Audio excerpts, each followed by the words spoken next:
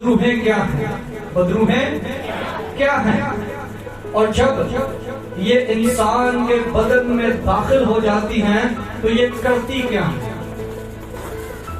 यही था हमारा टॉपिक। और मुकाशफा की किताब उसका 16 बाब उसकी 14 आयत के मुताबिक ये बदरूहें जो हैं ये हमें नजर नहीं आती, ये रूहें हैं। ये क्या हैं? रूहें हैं। ये रूह है, ये बदन नहीं रखती है, इसका कोई ठिकाना नहीं है, इसका कोई अपना घर नहीं है।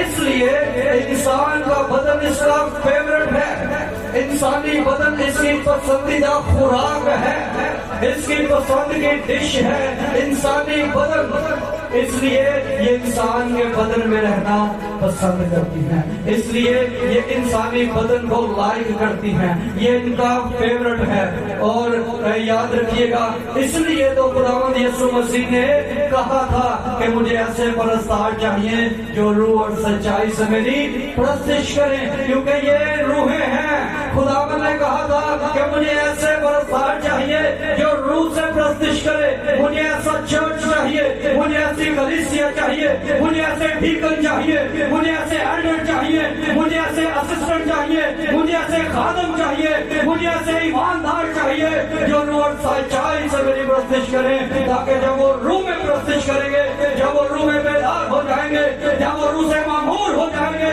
तो जब ये बदरूहें तुम्हारे सामने आएंगी, तुम्हारे घर में आएंगी, तुम्हारे चर्च में आएंगी, तुम्हारे खानदान में आएंगी, तो तुम इन रूहों को देख लोगे। और जब तुम इनको देख कर डांटोगे तो ये तुम्हारी जिंदगी से दूर चली जाएंगी, ये भाग जाएंगी, ये तुम्हारा पीछा छोड़ देंगी और ये तुम डिलीवर हो जाओगे, आजाद हो जाओगे।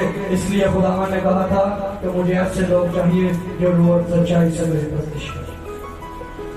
और ये दाखिल कहाँ पर होती हैं?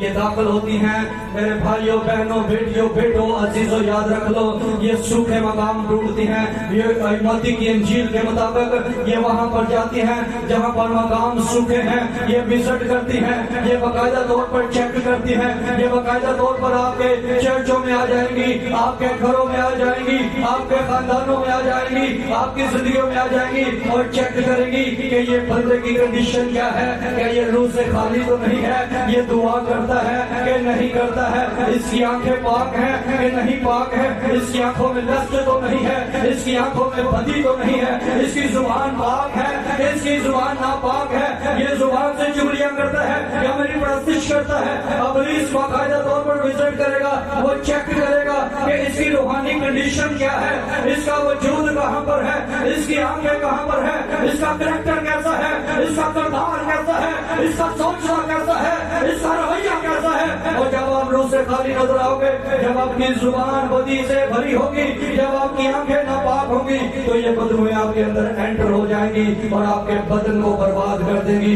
बीमारी आ जाएगी, तंगी आ जाएगी, बेरोजगारी आ जाएगी, क्योंकि इब्लीस बटन दबाएगा और ये आपके अंदर एंटर होगी, क्योंकि आपके सूखे मकाम जब इनको पसंद आते हैं फिर उनमें दाखिल हो जाती है।